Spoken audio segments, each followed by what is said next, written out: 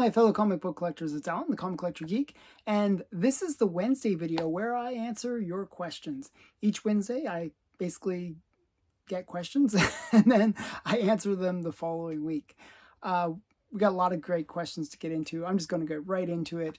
The first question comes from JSS Brooklyn. As we enter the fall season, what are your favorite seasonal covers for winter, spring, summer, and fall? Well, to tell you the truth, I really don't think about it. But to answer your question, I thought, hey, what series would have a lot of really great summer, spring, fall, winter covers?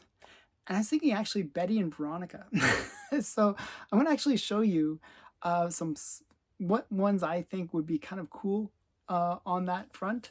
So we'll start out with, I guess, what would be the first season. So we'll start out with winter. And I thought this was a really great cover. So this is my winter cover. And this is so me. This is so me because it's Betty and Veronica Spectacular, and they're skiing. I love skiing, by the way. And they're in bikinis. So just a really great winter cover. There's also another one I was thinking about using, which is the one where she's diving and the two guys are outside and they're so hot from her diving in the pool that they're melting the snow. That was the other one I was thinking about, but I thought this one was good. This is a Dan DeCarlo cover. Just a really cool Betty and Veronica. Just like really great winter one. Okay, the next one is spring. And for spring, I immediately thought of this book. What you do is in the spring, you're planting your garden. You're like preparing for the season. And so this is them planting their garden. And again, very sexy cover. But this is also the first appearance of Cheryl Blossom, which I thought was a character that was really not necessary. You know, Archie has enough women. Doesn't need a harem. But they wanted to add an extra woman to even cause more grief for the other two girls. So yeah, so we got Betty and Veronica number 320. After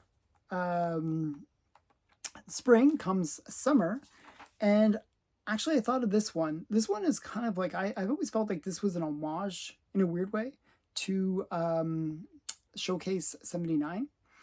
But it's not. It just reminds me of it because it's got that same kind of woman going across the cover.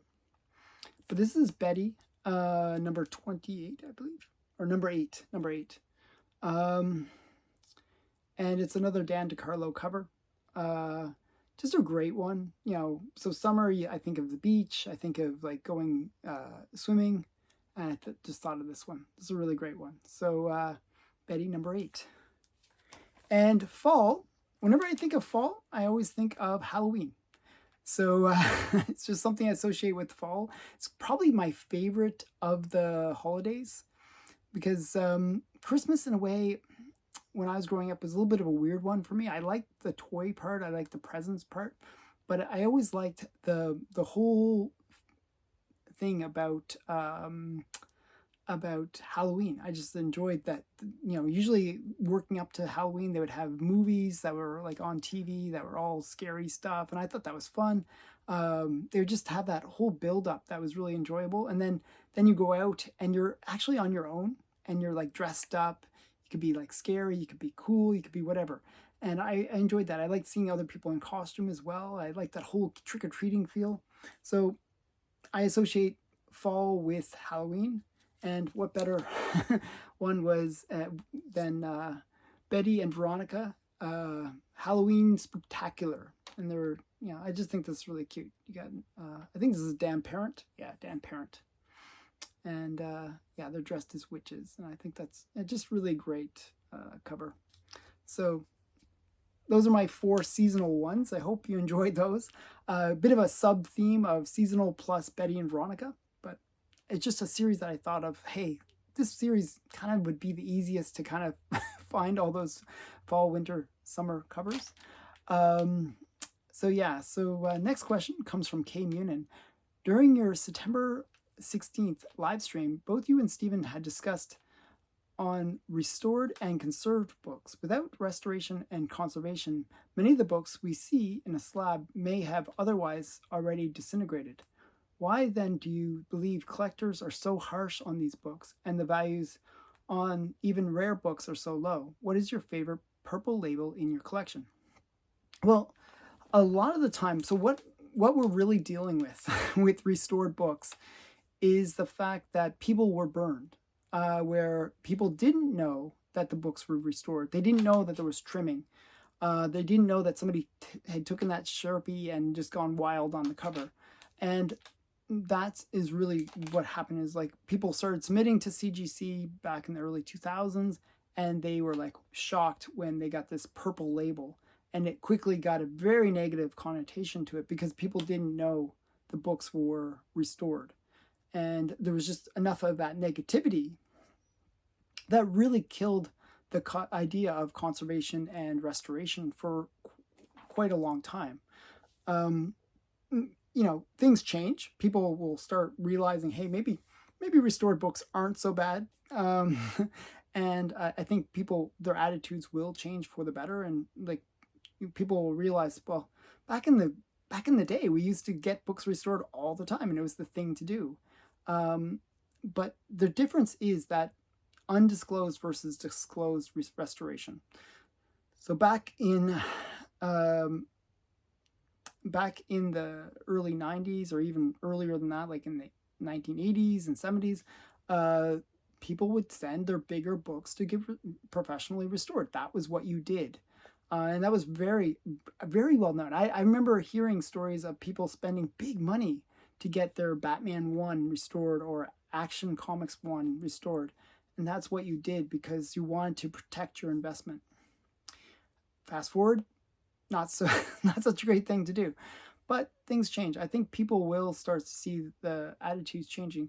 One of the things that I do think they did right when they did the purple label, though, was that they created the classification of A, B, C, which is amateur, semi-amateur, or like C being amateur, B being moderately amateur, and A being professional restoration. I think having those levels does add a little bit of confidence about the purple label. So maybe what we will see more in the future is the valuing of those purple labels being actually different across, oh, this is only A restoration, or this is B restoration, this is, C restoration, oh, that's not so good.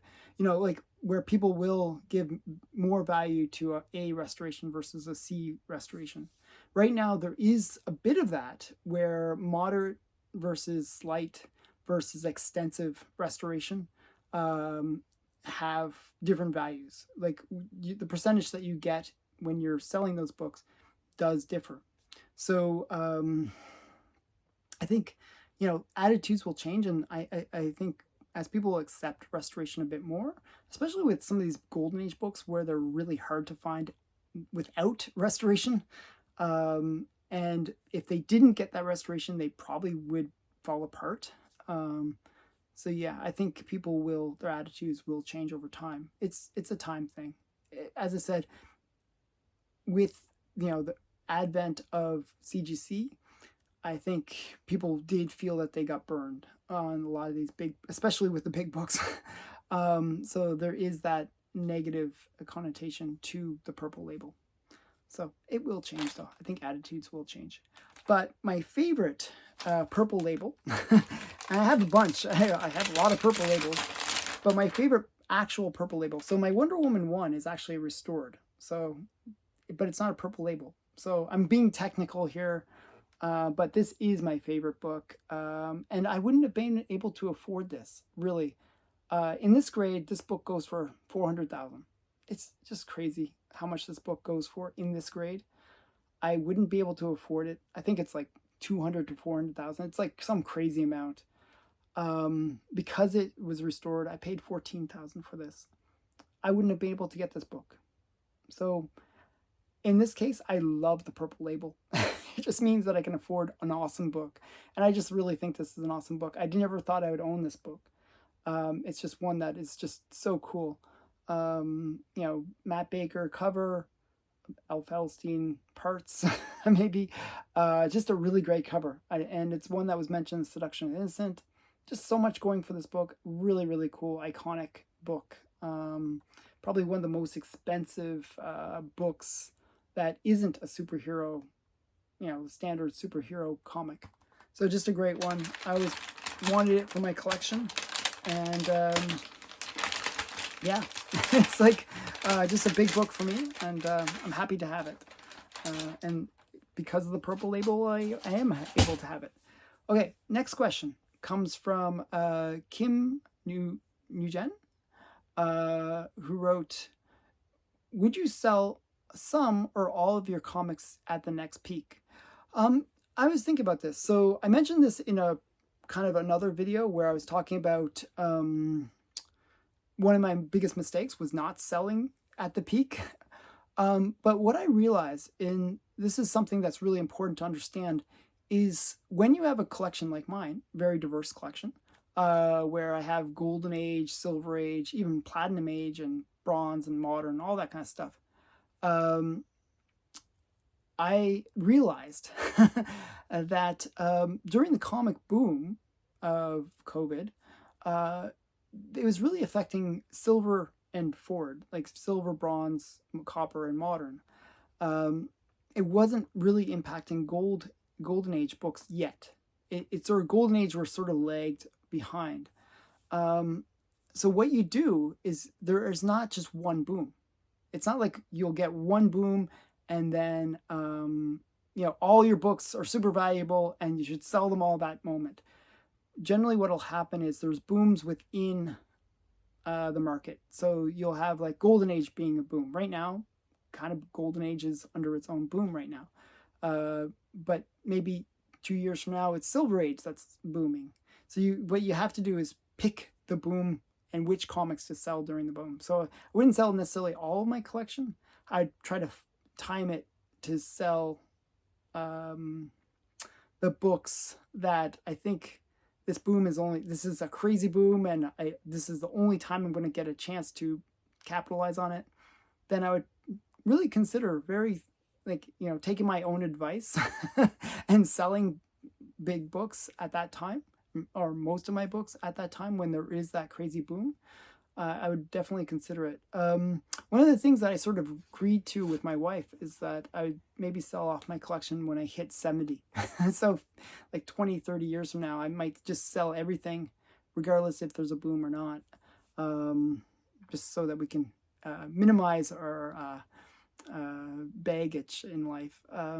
So I don't know. I really don't want to get rid of my comics. It's really hard to sell for me. Even when I know, oh man, this is a really good time to sell this book, it's really hard for me to sell. So I don't know. I feel like I'm all over with this answer. But if you're not somebody like me that's a little bit too attached to his comics, I recommend picking the boom and figuring out what boom is happening, because there's always a boom happening. That's what people don't understand. They think, oh, the boom, the comic, I missed out on the comic boom. Oh, so sad. It's not true. There's always a comic boom happening. It's just maybe it's not in the market that you might have thought. It might be in Golden Age. It might be in Silver Age. It might be in one of the different, or it might be within a genre. Like right now, we're actually in a depression for Westerns. Westerns are dirt cheap right now. Certain books are really cheap. If you go back 3-4 years ago, not even that long, 3-4 years ago, romance books were dirt cheap. Now there's a romance boom. Now this is the good time to sell your romance comics. There's different booms, and you just got to pick your battles on that. So just a bit of advice. I won't take it myself because I love my books too much, but I'm just putting that out there for people. Next question comes from M. LeBlond. Another book that is often referenced on CGC Slabs is The Parade of Pleasure. Are you familiar with the contents of this book, and could you summarize it for us? Yes, I am familiar with the book. I've read the book, actually, and I have a copy of it right here. So, Parade of Pleasure. Now, on the CGC slabs, you'll see it called just pop. So it'll say reference in pop because Parade of Pleasure. So P-O-P, pop. So this book is not what people think it is. It's a little different than The Seduction of the Innocent because it is much more damning of U.S. culture. It is much more of a broad spectrum in terms of the content. Seduction of the Innocent is really very narrowly focused on comics. This really targets everything. It talks about pinups, it talks about movies, it talks about comics, it talks about everything that's happening in American culture and the negative influences that American culture is having on the rest of the world. So, very interesting book in that respect. And it's just a very interesting, book in that respect. Now, if you look at the cover, you can see a little bit of that. You can see a lot of comics here, but these are the pinups. This is the movies, maybe, or actually that's a comic book stand guy, but you'll see the pinup stuff. It even makes references to how many times, sort of naughty words are used in movies and stuff. It's a really diverse look at American culture and the negative impacts. So it's a very interesting book, very worthy of reading. So the problem isn't comic books, it's American culture. So very interesting viewpoint. So that's The Parade of Pleasure. Definitely worth reading. Next question comes from Average Orlando. Hello, Alan. Do you believe that comics, especially those from the Golden Age, will hold their value in the future? Can you give us some demographic facts about comic book collectors? I think the young generation of comic pales in comparison to the TCG collectors. Also, second question, can you tell us your top 10 decisions that you've had to make in regard to comic collecting, buying, and selling, even the bad ones? Okay, so first question, I'm going to get really into stats. These are just stats. So if you look at comic book collectors right now, the ones that go to the comic shops, 72% of them are men. It's a very male-dominated hobby for the most part. 72% men. And the ones that are going to the comic shops aged generally from 30 to 50. That's the demographic, the biggest demographic. Now, once you bring that online, though, the very interesting thing is it switches when it comes online. Online, the demographic is 67% men, so women kind of getting a little bit more into action there.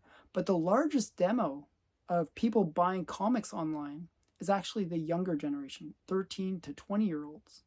So that's actually gives some hope, some hope that maybe the kids do like the comics. Now, there's an actual ethnic breakdown for comics. 69% of people that go to the comic shops are white. Then you get 12% Latino, 10% Black, and 8% Asian.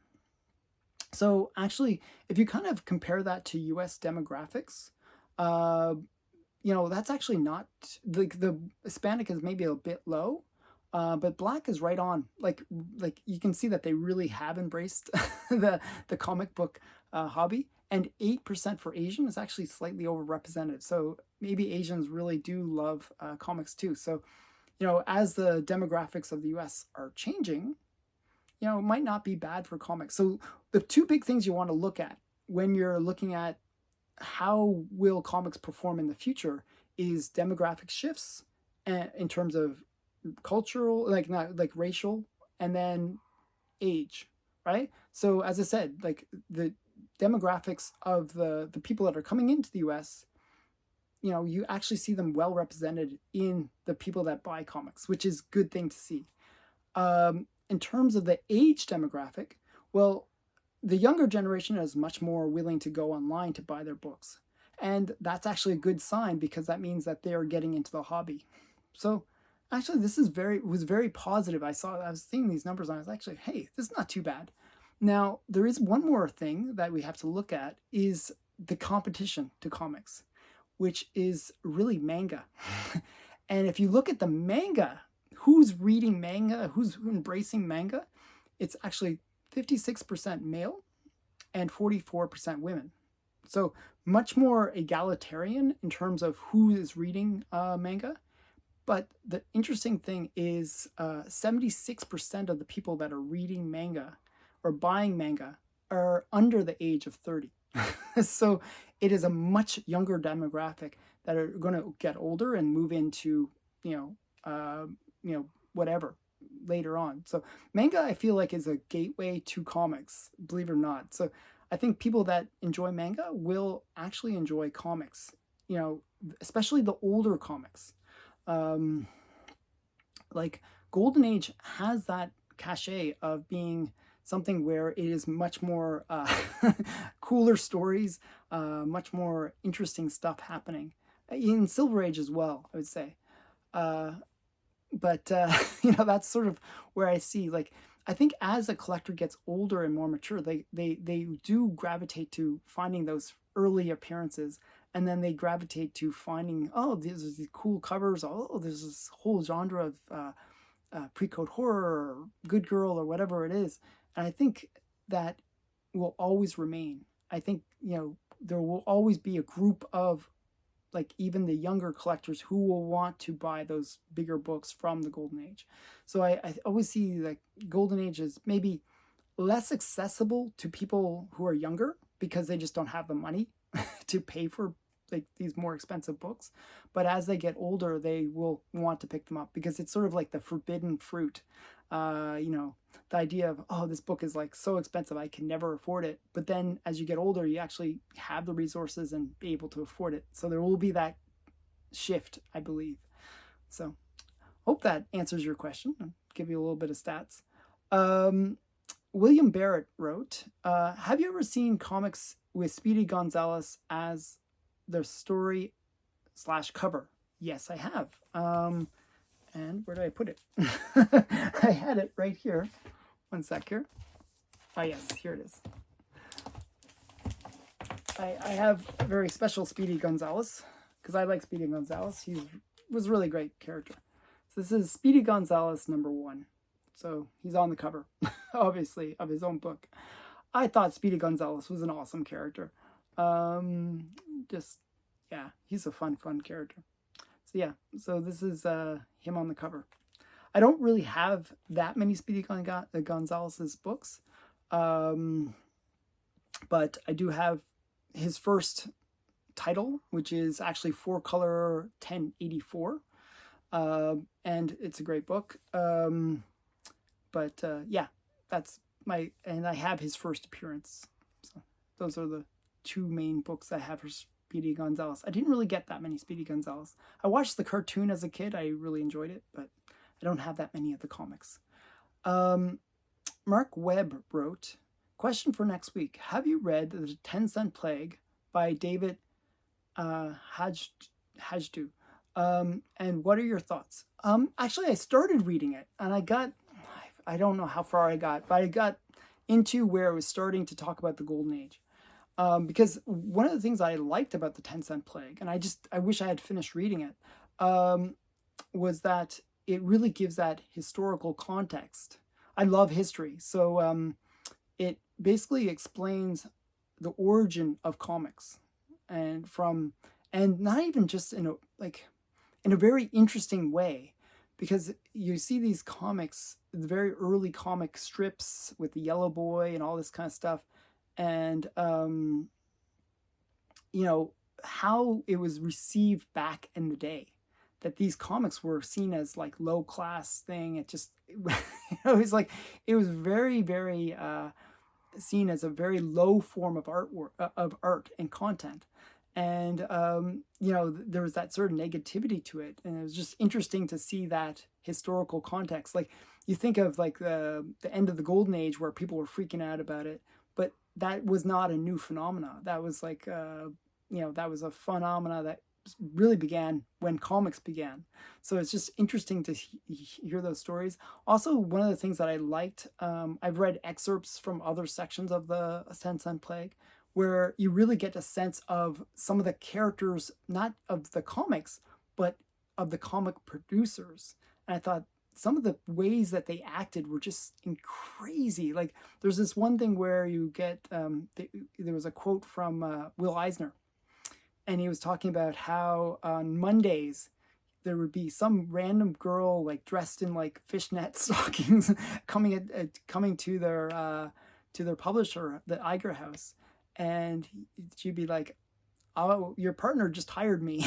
Like, so, that's the kind of funny things that would be happening. I guess Iger was a bit more of a ladies' man, and some young girl wants to get a job. Just hire them. So just interesting stories like that. These are really colorful people that were making these cool comics, and a lot of that history I enjoy, and it really does add a extra dimension to comics. And I think the 10 Cent Plague is another thing that gives you another perspective of the whole hobby. So I really did enjoy it. I just didn't finish it. I kept on getting distracted. I had it opened. Actually, I was reading it online, and I had it open for the longest time. I'd read like a few pages and then get distracted by work, then read a few more pages, get distracted by work. So I wish I had spent more time and finished this late book, but I did enjoy it, what I did read. Martin Bowe wrote, from a business point of view, could have publishers like EC have continued to publish non-comic code authority comics, but if they stipulated on the covers that the comics were not code approved? No. Simple answer, no. The comic code was not just about, making the comic look safe, okay? By saying, oh, it's approved, it's, you don't have to worry, parents, it's safe. It wasn't about that. It was about distribution. It was all about distribution. You could not distribute your comics unless you had the comic code. So basically, you were cut off from a lot of the ways that distributors would get their books out. So no, you could not continue on without the code. Dell had its own distribution thing, so it was able to go, do comics without the code, but it had its own distribution networks, and so it didn't care. But EC depended on the distribution. The one cool thing was the code really did only apply to comic books in terms of that distribution thing. If you were publishing magazines, they were generally seen as for adults. That's why EC had switched their whole business model to magazines, and they went with Mad, and they actually were more successful with Mad than they ever were with comics. So it worked out for them anyways. But they didn't need to have the comic code authority on the magazines. So they actually did try to publish magazine format comic books, but they failed. They really tried, but it didn't work because there was that perception that magazines are for adults, and it was really the kids that were buying the books. So it didn't really work out. But yeah, so without the code, sorry, not going to happen. Okay, QW Edits wrote, thinking about selling my copy of the Seduction of the Innocent in better shape, no bio page. What do you think it's worth? Well, it depends. With the Seduction of the Innocent, or any book, there's two formats in a weird way. There's the coverless book, which is really the dust jacket. Generally, books have what's called the dust jacket. And if that dust jacket is removed, it's basically a coverless book in terms of the way to kind of think about it, collectability wise. That dust jacket adds a lot of value to the book. So if your book has the original dust jacket and the dust jacket is in good shape, that's another caveat, then probably anywhere from that $1,000 to $2,000 range, depending on, condition and all that kind of stuff. If it doesn't have the dust jacket, maybe around $500. Okay, so that's how much the book is worth generally. I've seen ones go for more when they had the actual appendices in the back, where it's like, I think up to like 2,000-3,000 for the Seduction and Innocent copies with that appendices. So yeah, so I hope that helps. And that's all the questions for this week. If you have a question you want answered, put it in the comments below and I will do my best to answer it. I hope you enjoyed this week's. Please remember to give me a thumbs up if you can, and subscribe to the channel if you haven't already. Bye for now.